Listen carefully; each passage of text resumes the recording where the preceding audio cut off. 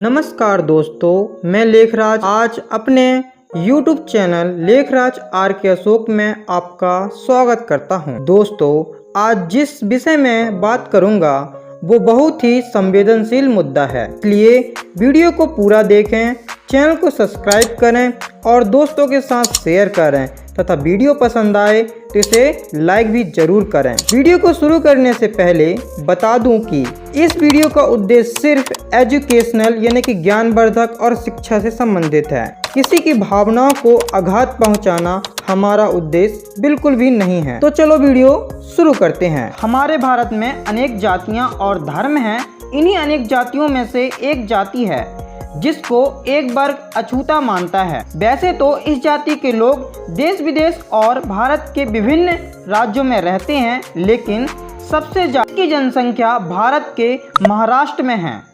महाराष्ट्र की कुल जनसंख्या का लगभग 10%। इसके बाद छत्तीसगढ़, मध्य प्रदेश, उत्तर प्रदेश, गुजरात, कर्नाटक आदि राज्यों में रहते हैं। और ये जाति है महार जाति। जी हाँ दोस्तों, महार जाति। महार जाति के उपजाति व गोत्रों के बारे में जान लेते हैं। अटले, अहिरे, अवचल, भिंडे, सिंगल, बिगर, भोसले, काबले, पवार, कदम, सैल और सिंडे हैं। ये सभी महार जाति जो कि एससी कैटेगरी के अंदर आती है, इसकी उपजातियां हैं। लेकिन इसमें से बहुत से नाम आपको ओबीसी के कैटेगरी के लोग भी को लिखते हैं। महाराष्ट्र की महार जाति का लगभग 99% लोग बौद्ध धर्म का अनुसरण करते हैं। बाबा साहेब भीमराव अंबेडकर स्वयं इसी जाति से संबंध रखते हैं। वर्तमान में इस जाति के लोग विभिन्न क्षेत्रों में कार्यरत हैं, जैसे राजनीतिक, प्रशासनिक तथा तकनीकी क्षेत्र में भी महत्वपूर्ण योगदान देते हैं। दोस्तों, चलो अब इसके इतिहास को जानते हैं और समझते हैं। कुछ सवाल हमारे दिमाग में आते हैं, जैसे कि महार कौन है, महार कहां से आए, महार सदैव से अछूत रहा या बना दिया गया, महार जाति के लोगों का मुख्य व्यवसाय क्या है। इस तरह के सवाल हमारे दिमाग में आते हैं। तो इस वीडियो में हम आपको इन सभी सवालों का जवाब देंगे। तो दोस्तों, वीडियो को पूरा देखें, लाइक करें, सब्सक्राइब करें और शेयर करें। महार जाति का इतिहास बहुत ही गौरवपूर्ण, स्वर्णमय होने के साथ साथ पीड़ादायक भी है। तो सबसे पहले महारों के व्यवसाय के बारे में जान लेते हैं। महार जाति मुख्य रूप से महाराष्ट्र में निवास करने वाली प्रमुख जाति है। इतिहासकार इस जाति के बारे में बताते हैं कि यह नगर व गांव के सुरक्षा यानी कि चौकीदार का कार्य करती थी। किसी भी बाहरी व्यक्ति की पूरी जानकारी किए बिना गांव में प्रवेश नहीं करने देती थी और नगर कोतवाल को सूचित करती थी। इसी कारण इनको लाठी वाले, भूमिपुत्र, मिरासी भी कहते हैं। इनके सेवा के बदले इनको भूमि दिया जाता था। ये लोग बस्ती के बाहर महारवाड़ा में रहते हैं। महारवाड़ा वो स्थान है जहां महार लोग रहते थे। इस समय ये अछूत बिल्कुल भी नहीं थे।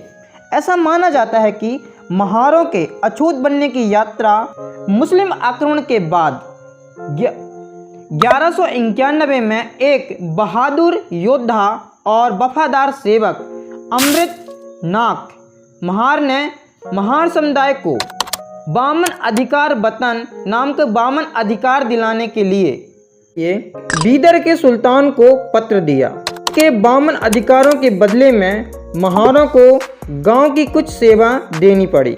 अधिकार वतन ने उन्हें बलूता प्रणाली के तहत वंशागत ग्राम सेवक में से एक बना दिया। बलूता प्रणाली में कई परंपराएं, कर्तव्यों के अलावा महारों को मृत गाय को गांव से बाहर निकालना का काम भी सौंपा गया तथा नगर व गांव की साफ सफाई करने का भी। से उनकी जीवन स्तर में गिरावट आया।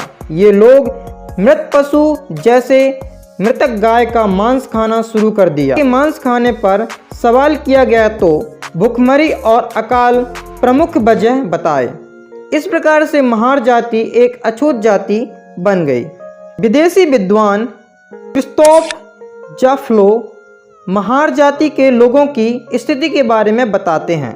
महार जाति के लोग अपृष्टता, छुआछूत के जिस कलंक से जूझ रहे थे उसकी संहिता और अंदाज़ा इस बात से लगाया जा सकता है कि कई जगह तो उन्हें अपने गले में घड़ा लटकाकर भी चलना पड़ता था ताकि उनका थूक उस जमीन को दूषित न करे जिस पर ब्राह्मणों के पैर पड़ते हैं। कमर में झाड़ू बांधते थे ताकि पैरों के निशान न बने और लाठी में छोटी सी घंटी बांधते थे जिसकी आवाज़ सुनकर उच्च वर्ग के लोग उनके आते ही दूर हो जाएं ताकि उनकी परछाई उन पर ना पड़े। अब जान लेते हैं महार कौन है। इस संदर्भ में आपको कुछ विद्वान का मत बताता हूँ, जैसे Jyotiba Phule, B.R. Ambedkar, Shri R.B. Russell और विल्सन जैसे प्रमुख विद्वान। महारों के बारे में ज्योतिबा फुले जी ने अपनी पुस्तक गुलामगिरी में बताया है। उन्होंने बताया कि पुष्यमित्र शुंग परशुराम ने जब क्षत्रियों पर 21 बार आक्रमण किया तो क्षत्रिय योद्धा भाग गए, लेकिन कुछ योद्धा जो बौद्ध लोग थे वह पुष्यमित्र के साथ मिलकर परशुराम के साथ लड़े। तो पुष्यमित्र श्रृंग ने नाम दिया महार। महा का मतलब बड़ा और आरी का मतलब दुश्मन। महारबारी मतलब ब्राह्मणों का सबसे बड़ा दुश्मन।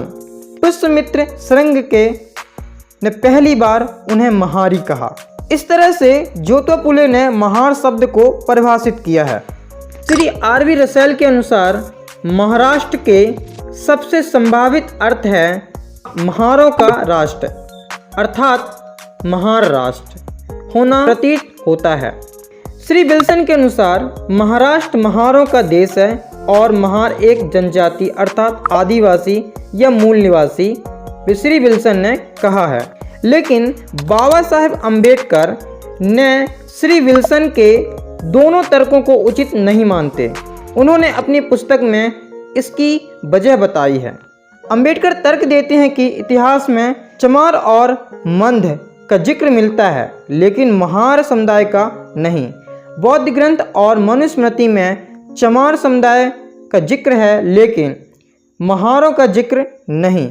मुस्लिम आगमन से पहले महारों का या महार शब्द का उल्लेख नहीं मिलता।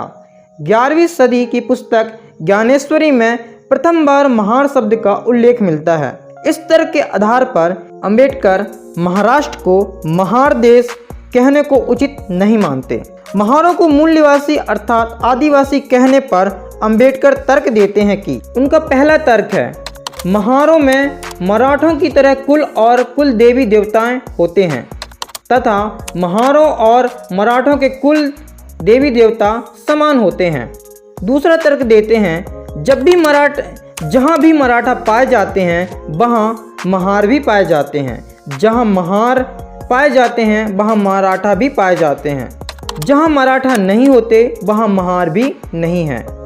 महार स्वयं को सोमवंशी कुल का मानते हैं जो कि मराठा और राजपूतों के कुल की एक शाखा है। मराठों के कुल राजपूतों के कुल से मिलते हैं। शिवाजी का भोसले कुल भी राजपूतों के 96 कुलों में से एक है। अंतिम मराठा राजा प्रताप सिंह को क्षत्रिय के रूप में मान्यता देने पर प्रश्न उठा तो ब्राह्मणों के एक वर्ग ने समर्थन किया तथा दूसरे वर्ग ने विरोध किया कि महारों का कुल भी मराठों के कुल से मिलता है। ऐसे में ब्राह्मणों ने तर्क दिया कि महाराजा प्रताप सिंह को अगर क्षत्रिय का सम्मान दिया गया तो महारों को भी यह सम्मान देना पड़ेगा। इस तर्क के आधार पर भीमराव अंबेडकर कहते हैं कि महार मूल निवासी नहीं हो सकते और ये ना ही आदिवासी हैं। वीडियो के अंत में मैं आपको महारों की वीरता के बारे में संक्षिप्त जानकारी देता हूं। अंग्रेजों के विरुद्ध युद्ध में भाग लेने के लिए महारों ने पेशवा से निवेदन किया कि उन्हें उनकी सेना में शामिल कर लें, लेकिन पेशवा ने उनको अपमानित कर मना कर दिया। तब महारों ने अंग्रेजों की सेना में नौकरी करना स्वीकार किया। 1 जनवरी 1818 में भीमा कोरेगांव का युद्ध हुआ जिसमें ब्राह्मण पेशवा बाजीराव द्वितीय और अंग्रेज अफसर कैप्टन फ्रांसिस स्टूटन के नेतृत्व में अंग्रेज सेना आमने सामने थी। अंग्रेजों के पास कुल 2000 सैनिक थे इसमें से 500 महार सैनिक थे और पेशवा के पास 28,000 सैनिक थे। फिर भी पेशवा की पराजय हुई और महार सैनिकों ने 12 घंटे तक पूरी 28,000 सेना को रोक कर रखा। महारों की वीरता को देखकर अंग्रेज भी चकित रह गए। 1851 में इन महार वीर सैनिकों को सम्मानित किया गया। आज भी महार सैनिक रेजिमेंट भारतीय सेना में कार्यरत है। वर्तमान में महारों की उपलब्धियां आकाश को छूती हैं। जानकारी अच्छी लगी हो तो सब्सक्राइब करना, लाइक करना, शेयर करना। तो मिलते हैं किसी और वीडियो में किसी और जानकारी के साथ। धन्यवाद।